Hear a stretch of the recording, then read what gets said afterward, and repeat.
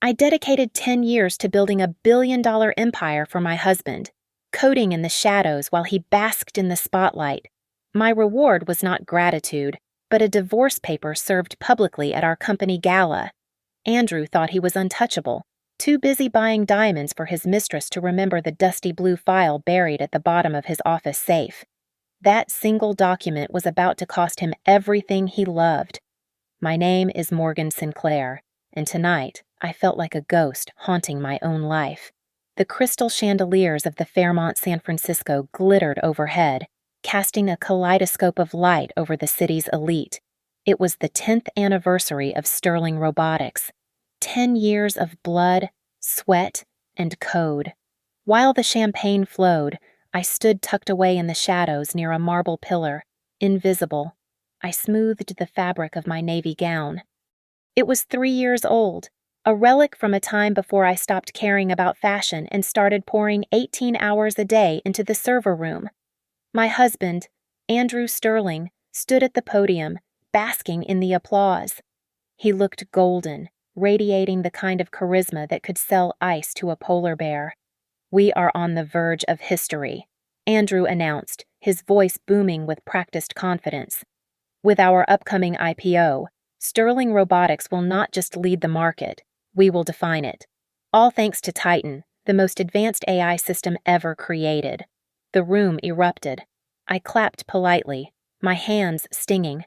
Titan, my baby. I had written every line of its source code, debugged it through sleepless nights while Andrew slept soundly in our bed. He was selling my genius as his vision. A cloud of expensive perfume assaulted my senses before I saw her.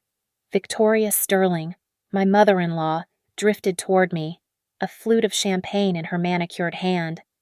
Her gaze raked over my dress like a scanner detecting a virus. "Morgan, darling," she purred, the endearment dripping with venom. "You look tired. Have you not been sleeping? Or is this just the best effort you can manage these days?" I swallowed the lump in my throat, trying to maintain my composure. "I have been working on the system updates." "Victoria." Andrew wanted everything perfect for tonight. She laughed, a sharp, brittle sound that cut through the ambient jazz. "Look around you, dear. Look at the wives of the board members. They understand that presentation is power. You look like the help. Honestly, it is embarrassing for Andrew to be seen with you." Before I could defend myself. Andrew's assistant tapped my shoulder. Andrew wanted to see me in the private office suite upstairs. He had a surprise. My heart fluttered with a pathetic, desperate hope. Just last week, while doing laundry, I had found a receipt in his jacket pocket from Tiffany's. It was for a diamond necklace worth $50,000. Maybe, just maybe. This was his way of finally saying thank you. I entered the office, my palms sweating. Andrew was leaning against his mahogany desk. He did not smile. "Close the door." "Morgan," he said. I obeyed, clutching my purse. "Andrew, the speech was amazing. I am so proud of We Are Done," he interrupted, sliding a manila envelope across the polished wood. I froze, the words failing to register. "What divorce papers?" he stated flatly. "And your termination notice, effective immediately. You are no longer a fit for the future of this company. The board agrees that we need a fresh image going into the IPO." "A fresh image," I stammered, my knees shaking so hard I thought I might collapse. "Andrew, I built this company. I wrote Titan. You cannot just—" The door to the private restroom opened. Chloe, the 24-year-old director of public relations we had hired 2 months ago, sauntered out. She was wearing a red dress that cost more than my car, and there, resting against her collarbone, was the diamond necklace. My necklace. "Andrew, honey, are we almost done?" Chloe asked, her voice syrupy sweet. She looked at me with mock pity. "Oh, Morgan, don't make a scene. It's just business." The room spun, the lavish dinners labeled as client acquisition in the financial reports, the weekend trips for investors, the jewelry. It was all for her. I had been debugging code while he was building a life with her using our money. That necklace! I whispered, the air leaving my lungs. I saw the receipt. I thought. Andrew chuckled, a cruel, dismissive sound. You really thought I bought that for you. Look at yourself. Morgan, you are a tool, a useful tool, but obsolete. Chloe is the trophy. Get out. Andrew commanded. 2 security guards, men I had greeted every morning for 5 years, stepped into the room. They grabbed my arms. Please, ma'am, Mr. Sterling says it is time to go. One said, not meeting my eyes. They dragged me out, past the open door where the party noise drifted in, past the people celebrating the success I built. I was thrown out of the kingdom I constructed, discarded like a broken line of code under the scornful gaze of the Sterling dynasty. The electronic lock on the door of our penthouse blinked red. Access denied. I tried the code again, my fingers trembling not just from the cold, but from a panic that was starting to claw at my throat. Nothing. I pulled out my phone to check my bank app, only to find a notification that my accounts had been frozen.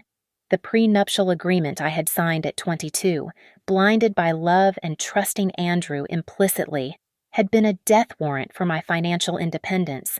I stood on the street corner, the San Francisco fog turning into a biting rain, soaking through the thin fabric of my evening gown. Just hours ago, I was the silent architect of a billion-dollar empire. Now, I was homeless, penniless, and shivering on the pavement while my husband slept in our bed with another woman. I walked for 3 miles in broken heels. I had nowhere else to go but Sarah's. She lived in a cramped walk-up in the Mission District, a far cry from the sterile luxury of the Sterling estate. Sarah answered the door in her scrubs, her eyes widening as she took in my drenched, disheveled appearance. Morgan, she gasped, pulling me inside. My God, you are freezing. What happened? I collapsed onto her worn sofa, my teeth chattering so hard I could barely speak. He fired me. Sarah. He served me divorce papers at the gala. He took everything. Sarah wrapped a wool blanket around me, her face hardening. That son of a bitch. I knew it. I told you, Morgan. I told you that family was poison. I didn't listen. I whispered, staring at the floor. I thought if I just worked harder, if I made him successful enough, he would finally see me. The next 2 weeks were a descent into a hell I never imagined existed. I sat at Sarah's small kitchen table, applying to every tech firm in the Bay Area. I had the resume of a genius, the portfolio of a visionary. Yet, the rejections came within minutes. Andrew had blacklisted me. One hiring manager, a man I had known for 5 years, finally answered my call. I am sorry. Morgan, he said, his voice low. Andrew Sterling made calls. He said you had a mental breakdown, that you compromised company security. If I hire you, Sterling Robotics pulls their contract with us. I have a mortgage to pay. I went to lawyers, 3 of them. The moment I mentioned the name Sterling, they shut their folders. Without a paper trail proving the IP belongs to you personally, this is a losing battle. One attorney told me dismissively. Everything you created was done during company time, on company servers. It belongs to Sterling Robotics. You have no case. Ms. Sinclair. The humiliation was absolute. With Sarah struggling to pay her own rent, I could not be a burden. I took the small velvet box from my purse. It contained a pearl brooch, the only thing my mother had left me before she died. I walked into a pawn shop on 6th Street, the smell of stale cigarettes and despair hanging in the air. $200. The broker grunted, barely looking at the antique setting. It is worth at least 1,000, I protested, my voice cracking. Please. I need to eat. 200. Take it or leave it. I took the cash. As I walked out, clutching the bills, a memory hit me with the force of a physical blow. I remembered a night 2 years ago. I was up at 3 in the morning, eyes burning, fixing a critical bug in the Titan neural network. Andrew had called me from Tokyo, supposedly on a business trip to secure investors. "You are doing great, babe," he had said over the phone. "Just keep grinding. We are building our future." I realized now, with a sick feeling in my stomach, that I could hear the ocean in the background of that call. He was not in Tokyo. He was likely on a beach with Chloe, laughing at the stupid wife who was making him rich while he spent the profits on his mistress. I had been a slave to my own love, constructing the very cage that now imprisoned me. I had no home, no career, and no name. The rain began to fall again, mixing with the hot tears on my face, but this time, under the sorrow, a cold, hard anger began to solidify in my chest. It had been 2 months since the security guards threw me out of the Sterling building. My hands, once celebrated for their ability to weave complex algorithms, were now chapped and smelling of bleach. I was no longer Morgan Sinclair, the architect of Titan. I was just the cleaning lady for a block of serviced apartments in the Tenderloin district, and in the afternoons, I walked dogs for people who had more money than time.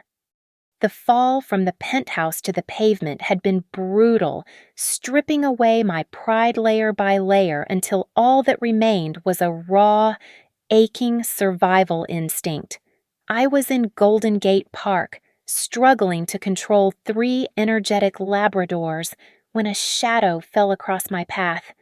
I tugged on the leashes, wiping sweat from my forehead with the back of my sleeve. "Morgan," a voice asked, hesitant and familiar. Is that you?" I looked up, shielding my eyes against the sun. It was James Harrison. He was the CEO of a smaller tech firm, a man Andrew had always dismissed as a second-rate competitor.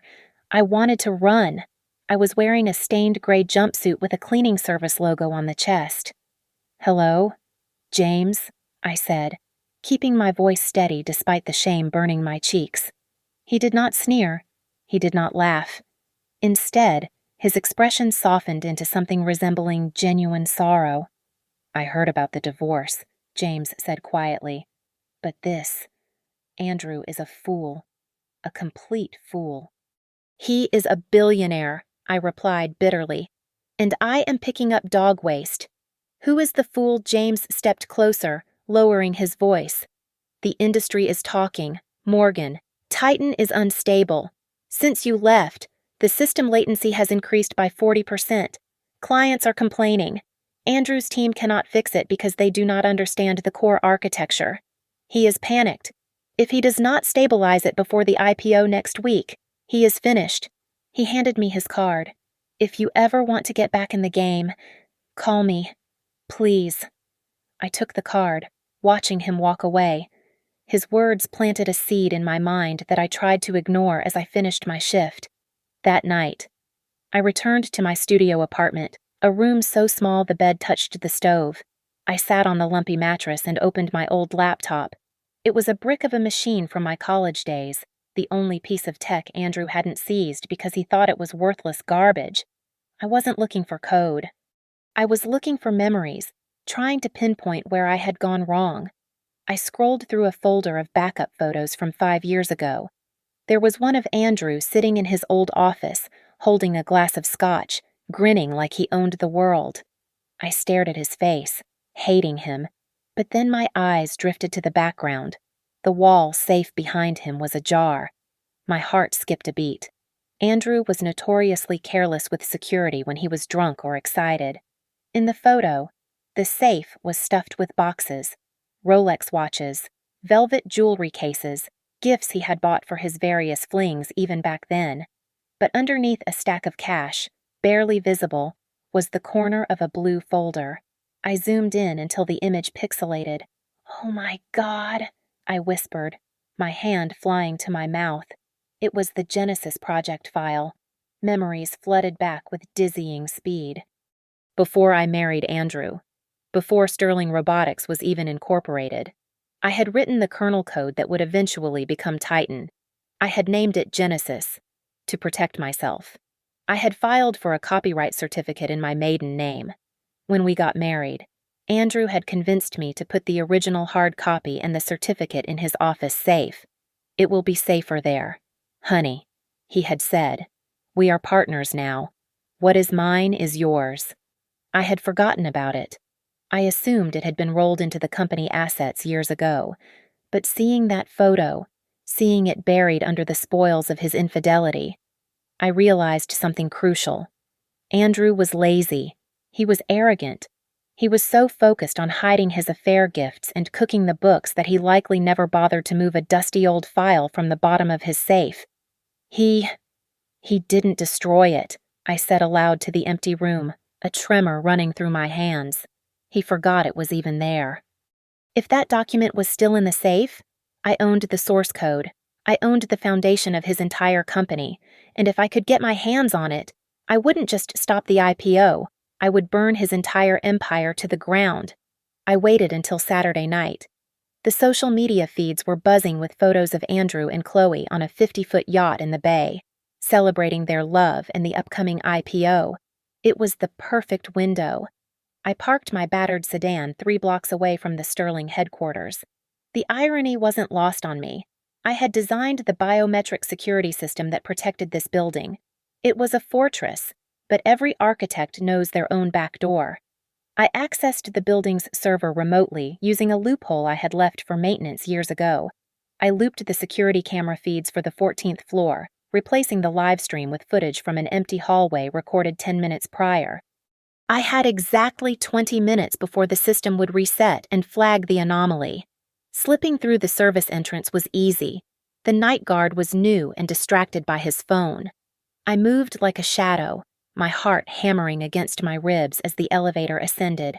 When the doors opened on the executive floor, the silence was deafening. I walked toward the CEO's office. The heavy oak door was locked, but the keypad was child's play. I punched in the override code. The lock clicked, and the door swung open. The smell hit me instantly, sickeningly sweet floral perfume. Chloe's scent. It was everywhere. The office was a mess of indulgence. Empty champagne bottles littered the desk, and discarded gift boxes from Hermes and Cartier were scattered on the floor. It looked less like a place of business and more like a teenager's bedroom after a shopping spree. I went straight to the painting on the far wall. Behind it lay the safe. I held my breath, praying he hadn't changed the code. Andrew was a creature of habit and immense vanity. I typed in his birthday, 081285. The light turned green, the mechanism whirred, and the heavy door swung open. "Bingo," I whispered, my hands trembling. The safe was a treasure trove of corruption. Stacks of $100 bills were rubber-banded in messy piles. There were 2 fake passports with Andrew's photo, but different names. I pushed aside a velvet jewelry box containing a sapphire ring that probably cost more than my parents' house. Beneath it lay stacks of hotel receipts from the St. Regis, dating back 3 years, all with Chloe's name on the guest list. He had been cheating on me while I was writing the code that made him rich. I dug deeper, my fingers brushing against the cold metal floor of the safe. And there it was. Buried under a box for a Tiffany engagement ring was the blue folder. Dust coated its surface. It looked forgotten, insignificant compared to the glittery bribes above it. I pulled it out and opened it. Oh, God! I gasped, tears pricking my eyes. The document was pristine. Certificate of Copyright Registration Genesis Source Code. Author Morgan Sinclair. Date November 14, 2013. There was no transfer agreement attached, no assignment of rights to Sterling Robotics. Legally, the foundation of the Titan AI belonged to me, all of it. But there was something else. A small, black leather notebook was tucked into the back pocket of the folder. I opened it to a random page and felt my blood run cold.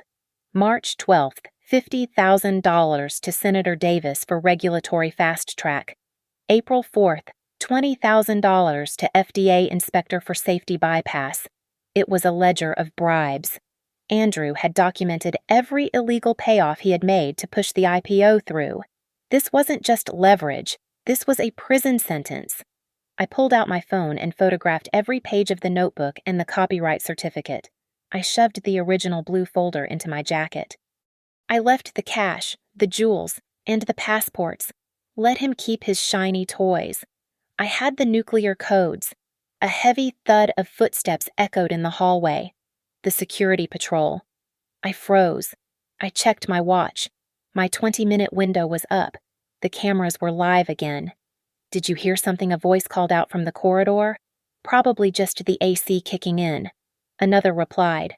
I dove under the massive mahogany desk, curling into a tight ball, clutching the folder to my chest. The beam of a flashlight swept across the room, illuminating the scattered gift boxes. It lingered on the open safe. Boss left the safe open again. The first guard muttered, "Careless prick. Don't touch it." The second warned, "Just close the door." We didn't see anything. The heavy door slammed shut. The lock clicked. I waited in the dark for 5 agonized minutes until their footsteps faded into the distance. Then I slipped out, a ghost leaving the scene of the crime, armed with the truth that would bring the Sterling dynasty to its knees. I walked into the office of Rachel Zane with the blue folder pressed against my chest like a shield. Rachel was legendary in San Francisco, not just for her brilliant legal mind, but for her visceral hatred of the Sterling family. Andrew's father had once cheated her firm out of a massive retainer fee, and Rachel was not a woman who forgot a debt. She flipped through the documents in silence, her sharp eyes scanning every line of the copyright certificate in the black notebook. The silence stretched for 5 minutes, heavy and tense. Finally, she looked up, a slow, predatory smile spreading across her red lips. "Morgan," she said, tapping a manicured fingernail on the paper. "Do you realize what you have here? This is not just leverage, it is an execution order." "I know," I replied, my voice steady. "The entire IPO is based on Titan. And Titan is based on Genesis, which you own," Rachel finished, leaning back in her leather chair. "Legally, Sterling Robotics is about to sell stolen property to the public market. It is fraud. It is copyright infringement on a massive scale. If we file an injunction now, we can stop the IPO cold." "No," I said sharply. "Not yet." Rachel raised an eyebrow. "You do not want the money. We could demand a settlement of $50 million easily. They would pay it just to make this go away. I don't want their money, Rachel. I want them to hurt," I said, feeling the cold anger coil in my stomach. "If we stop it now, they spin it. They delay. I want them to walk out onto that ledge, thinking they own the sky. And then I want to push them off." We began a psychological warfare campaign. That evening, I sent the first anonymous email to Andrew's private server, routed through 3 different countries. It was simple legal notice: unauthorized use of Genesis source code detected. Cease and desist immediately. I knew exactly how it would play out. Andrew would panic. He was weak. But Chloe, with her arrogance and lack of experience, would dismiss it. "It is just a prank, babe," I imagined her saying, waving a hand adorned with my diamonds. "Someone is just jealous of our success. Ignore it." While they stewed in confusion, I prepared for war.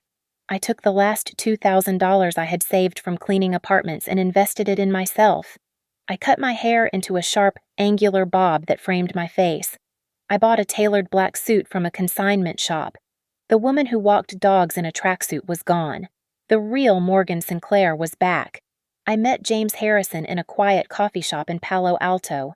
When I slid the flash drive across the table, his eyes widened. "This is the patch for the Titan latency issues," I explained, "but it does not just fix the bugs. It upgrades the core architecture. It is what Titan should have been if Andrew hadn't rushed the development." "And you want to give this to me?" James asked, looking at me with disbelief. "I want to partner with you," I corrected him. "We build a new system, better, faster, and completely legal. When Sterling Robotics crashes, we will be there to pick up the pieces." James smiled, extending his hand. "Deal." The week leading up to the IPO was a circus. The Sterlings were everywhere. They were on magazine covers, on talk shows, bragging about their wealth and their perfect life. They painted a picture of a golden family, untouchable and divine. On the night before the public offering, I sat in my small apartment, watching the evening news. Andrew was being interviewed live. He looked handsome, confident, and completely oblivious to the blade hanging over his neck. "The success of this company is not an accident," Andrew told the interviewer, flashing his winning smile. "It is the result of years of hard work. This success is thanks to my genius vision. I built this from nothing." I stared at the screen, my expression flat. "Enjoy it while it lasts." "Andrew," I whispered. I picked up the remote and turned off the television, plunging the room into darkness. The game was over. It was time for the checkmate. 7 days before the initial public offering, the hammer dropped. Rachel sent the emergency injunction to Sterling Robotics at 9 in the morning on a Monday. By noon, my phone was vibrating so intensely it nearly danced off the table. Andrew called 12 times. His lawyer called 5 times. Even Chloe sent a text, though I deleted it without reading. I let them sweat for 48 hours before agreeing to a meeting. The venue was Rachel's conference room, a glass-walled fortress overlooking the financial district. I sat at the head of the table, smoothing the lapel of my new tailored suit. When the door opened, Andrew walked in, followed by his lead counsel, a man named Mr.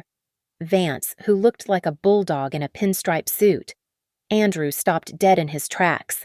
He blinked, clearly struggling to reconcile the woman sitting before him with the broken, sobbing wife he had thrown out 2 months ago.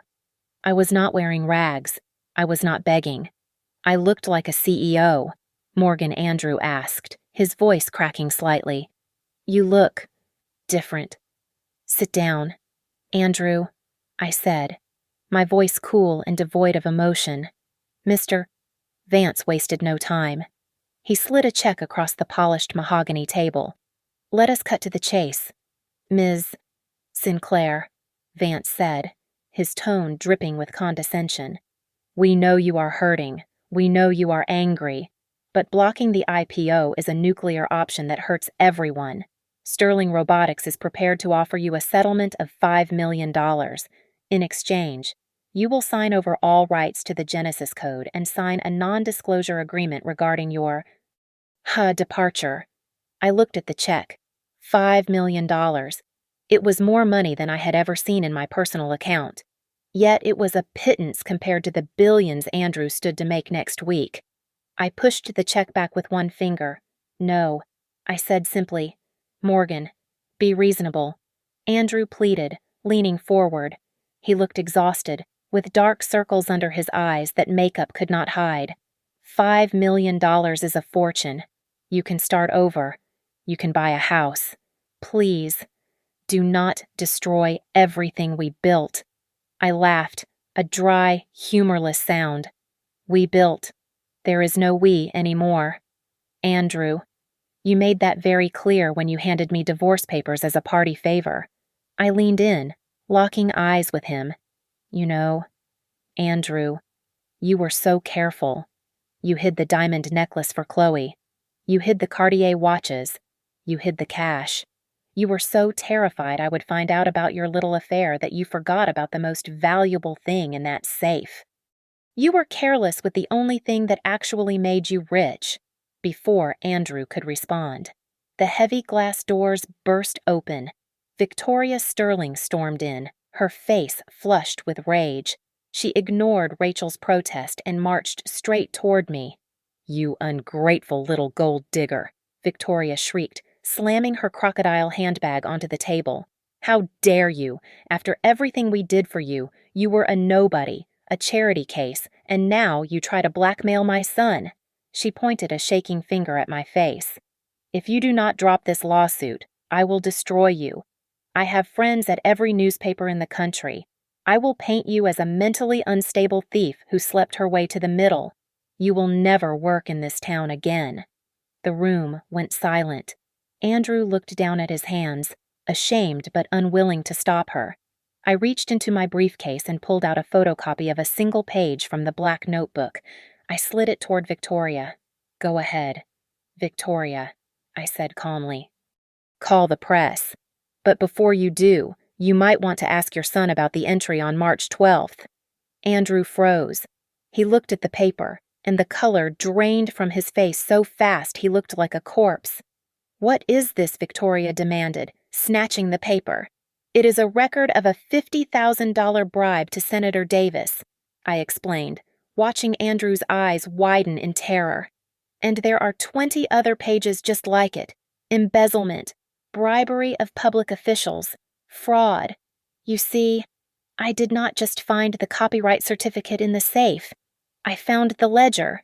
You cannot prove that is mine," Andrew stammered, sweat beading on his forehead.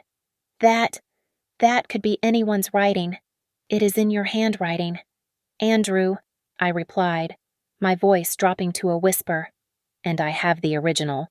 The FBI would find it very interesting. So, keep your $5 million. I am not here for a settlement.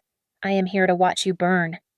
Andrew slumped back in his chair, staring at me with the realization that I wasn't just holding a match.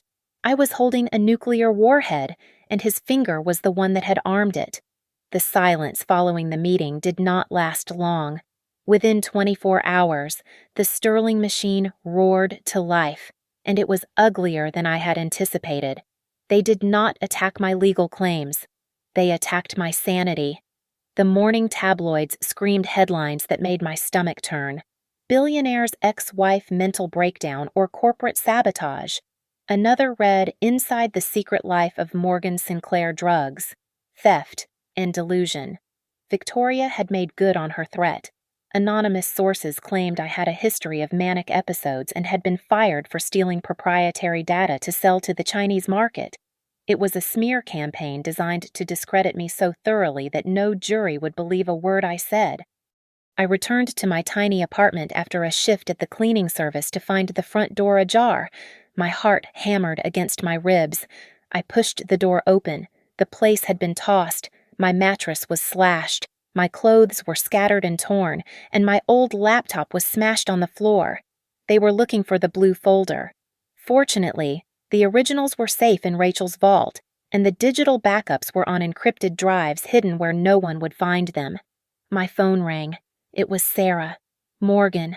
Her voice was trembling, barely a whisper. Two men cornered me in the hospital parking lot tonight. I gripped the phone, my knuckles turning white. "Sarah, are you okay? Did they hurt you?" They said accidents happen to people who associate with liars. She sobbed. "Morgan, I am scared. I do not know if I can do this." I sank to the floor amidst the wreckage of my belongings. "I am so sorry. Sarah, I am so sorry." "Go to your sister's house in Oakland. Do not go home." I hung up and curled into a ball. Fear, cold and paralyzing, washed over me. I could handle the poverty. I could handle the insults. But I could not handle my friends being hurt. I dialed Rachel's number, my hand shaking. "I am done," I told her when she answered. "They went after Sarah. I cannot let people get hurt. Rachel, tell them I will sign. I will take the $5 million and disappear. Morgan, listen to me." Rachel's voice was sharp, cutting through my panic. "This is exactly what they want. They are terrified. People do not send thugs to threaten nurses unless they are backed into a corner. If you fold now, they win, and they will never stop hunting you. I met with James Harrison an hour ago," Rachel continued, her tone softening. "He has news you need to hear. I met them at a diner on the outskirts of the city." James looked energized, a stark contrast to my exhaustion. "You cannot quit now," James said, leaning over the table. "It is chaos over there. Since Chloe took over the PR and started meddling in the engineering department, 30% of the senior developers have resigned. They are walking out. Morgan. They know Titan is broken. They know she is incompetent. The ship is sinking. and you are the only one with the life raft. If you stop now," James added, looking me in the eye, "Andrew gets away with it. He gets the money, the fame, and he ruins your reputation forever. Is that what you want?" I thought about the fear in Sarah's voice. I thought about the smashed laptop in my apartment. I thought about 10 years of my life stolen by a man who treated me like an accessory. "No," I said. The fear replaced by a cold resolve. "No, that is not what I want." "Good." Rachel smiled. "Because I booked you a slot on Prime Time with Anderson. Live broadcast. Tonight at 8 o'clock. It is the highest-rated news hour in the country." 6 hours later, I sat in a makeup chair while a stylist tried to hide the dark circles under my eyes. I wore my black suit, sharp and intimidating. I knew that across the city. In the penthouse I used to clean. Andrew and Chloe were watching. I could imagine the panic in the room. They would be frantically calling the network, threatening lawsuits, trying to pull the plug. But it was too late. The floor director counted down. 5, 4, 3. I looked into the camera lens, visualizing Andrew's face. 2, 1. The red light turned on. "Good evening," the host said. "Tonight, we have an exclusive interview with the woman who claims to be the true architect behind the billion-dollar Titan AI. Morgan Sinclair, welcome." I smiled, not the polite smile of a wife, but the predatory smile of a woman who held all the cards. "Thank you for having me," I said clearly. "I think it is time the world heard the truth about the Sterling Empire." I did not cry. The producers probably wanted a tearful confession of a broken heart to spike their ratings, but I gave them something far more dangerous. I gave them cold, hard, technical data. I sat straight in the chair, my hands folded on my lap, looking directly into the camera lens. "I am not here to discuss who my husband sleeps with," I said, my voice cutting through the studio silence like a laser. "I am here to discuss the fraudulent product he is attempting to sell to the American public tomorrow. Titan is not a magic box. It is a neural network built on the Genesis framework, a kernel architecture I wrote in 2013. And right now, it is broken." The host leaned in, captivated. "Broken. Mr. Sterling claims it is flawless. Mr. Sterling cannot write a line of Python to save his life." I replied calmly. "The current latency issues in Titan are caused by a deadlock in the asynchronous processing nodes. I know this because I designed the safety protocols that are currently failing. Andrew cannot fix it because he does not know where the override switch is buried in the code. Only the architect knows the foundation." I paused, letting the statement sink in for the millions of viewers watching. Then, I issued the challenge. "Andrew, if you are watching, and I know you are, I challenge you. Log into the system right now. Perform a live debug of the kernel panic on Node 4. If you wrote the code, it will take you 30 seconds. But we both know you cannot do it. You are a salesman, not an engineer." Social media began to melt down. My phone, which Rachel was holding off stage, was lighting up with notifications. Tech forums were exploding with analysis, validating my terminology. The narrative shifted instantly from scorned ex-wife to silenced genius. Andrew's buzzwords about synergy and vision suddenly looked hollow compared to my specific, verifiable technical knowledge. But I was not done. I had one more card to play, the ace. "However," I continued, shifting my gaze back to the host, "I am not interested in just fixing Titan. Titan is obsolete.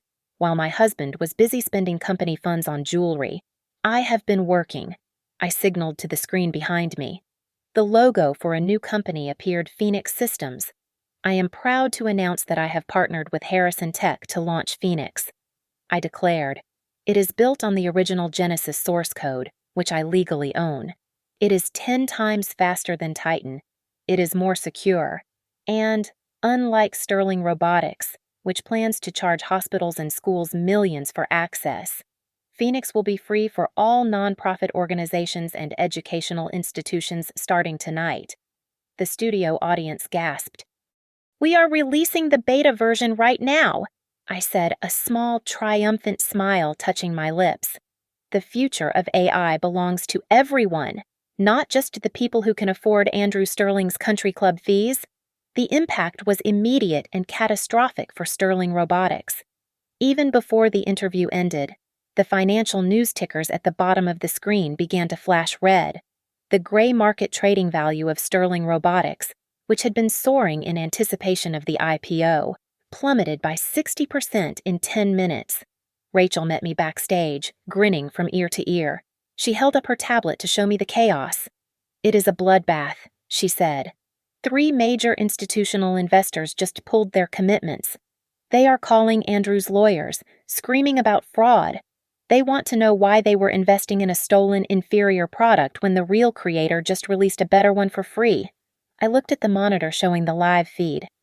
The news anchors were no longer talking about Andrew's gala or his suit. They were talking about his incompetence. He is finished, I whispered, feeling a weight lift off my shoulders. Oh, it is better than that. Rachel laughed. The SEC just announced they are opening an inquiry based on your interview. He is not just poor. Morgan, he is going to be hunted. I walked out of the studio into the cool night air. For the first time in months, I did not feel like a victim. I had taken the wreckage of my life and built a weapon, and I had just fired the shot heard around the world. The morning of the initial public offering was supposed to be the coronation of Andrew Sterling as the new king of Silicon Valley. Instead, it was a massacre. I watched from the comfort of Rachel's office as the news helicopters circled the Sterling Robotics headquarters. The trading bell never rang for them.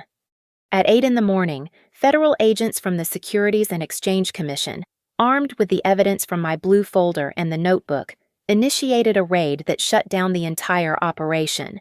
The chaos inside the building spilled out onto the internet in real time. A junior developer, one of the few who hadn't resigned yet, live-streamed the implosion from the lobby. I watched on my phone as agents carried out boxes of files, the very files Andrew had tried to hide. But the real spectacle was not the government seizure. It was the rats turning on each other. Chloe saw the ship sinking before anyone else. According to the office gossip that flooded the message boards, she had tried to liquidate her stock options the moment the market opened, only to find they were frozen. Panicked. She had packed 2 suitcases with every piece of jewelry, every designer bag, and every watch Andrew had bought her with stolen company funds. She was trying to sprint across the marble lobby toward a waiting taxi when Andrew intercepted her. The video was grainy, but the audio was crystal clear. "Where do you think you are going?" Andrew screamed, grabbing her arm. He looked disheveled, his tie undone, sweating profusely. "Let go of me," Chloe shrieked, swinging a Louis Vuitton bag at his head. "It is over. Andrew, I am not going to jail for you. You are a loser. A broke loser. I gave you everything." Andrew roared, wrestling the suitcase from her grip. The case burst open, spilling diamonds and watches across the floor, the physical manifestation of the embezzlement I had exposed. "You said you loved me. I loved your money," Chloe spat back, her face twisted in ugliness. "And now you have none."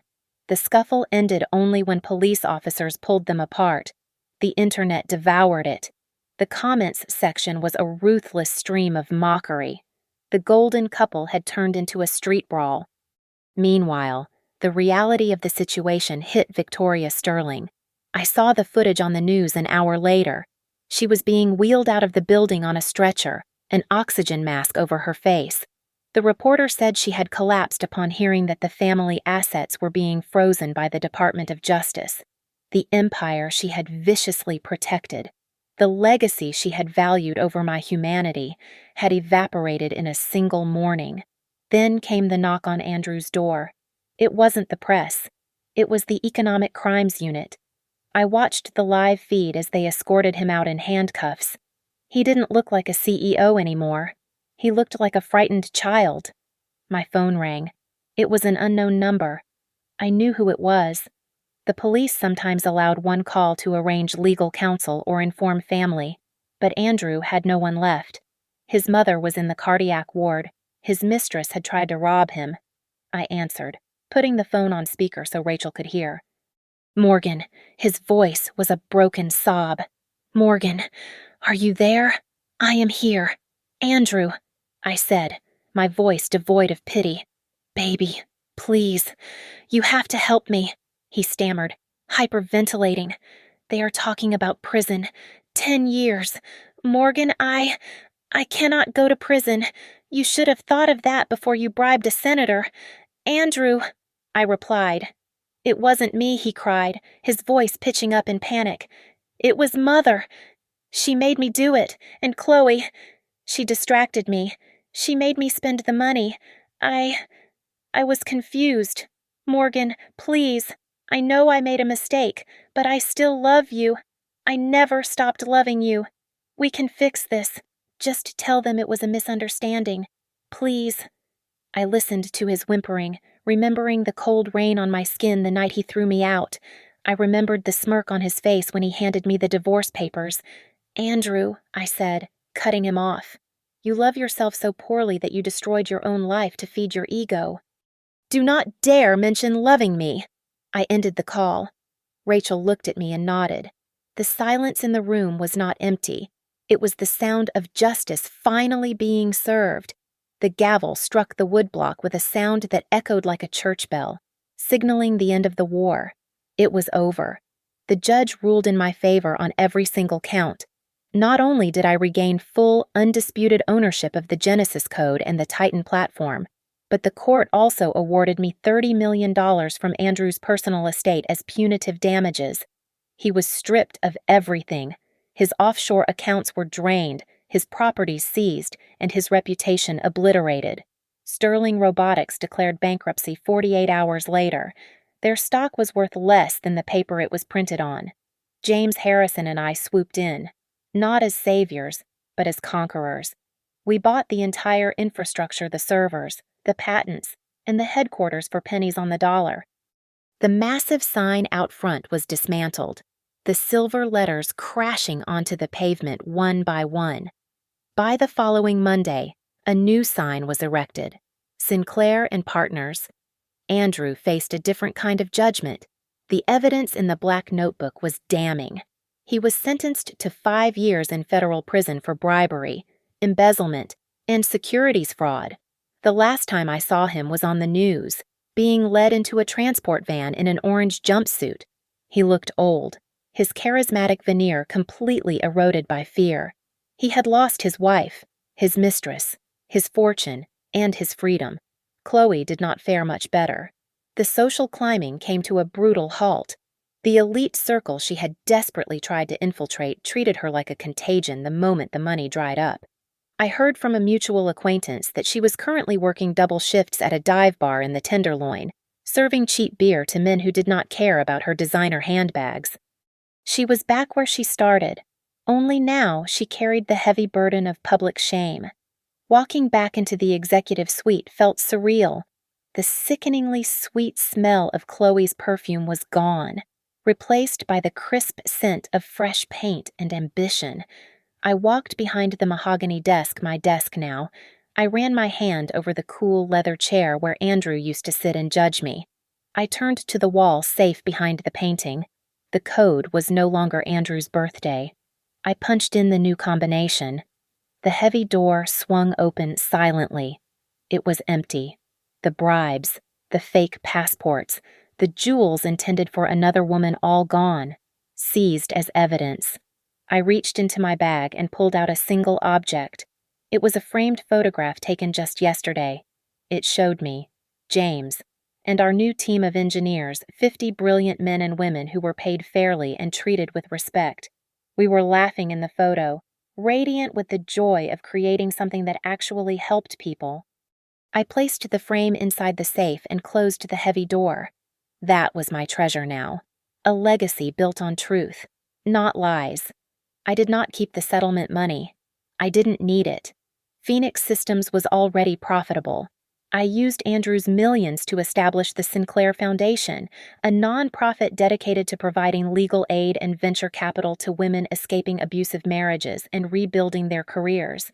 I wanted to ensure that no woman would ever have to stand in the rain, homeless and hopeless, just because she signed a bad prenuptial agreement.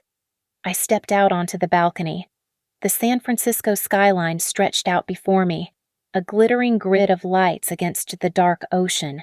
The wind whipped through my hair, but I didn't feel cold. I felt invincible. I looked down at the city that had once chewed me up and spat me out. I was no longer the discarded wife in the corner. I was the architect of my own destiny. I took a deep breath, tasting the salt air and the sweet, intoxicating flavor of victory. I was finally home. Thank you so much for listening to my story. I would love to know where you are tuning in from.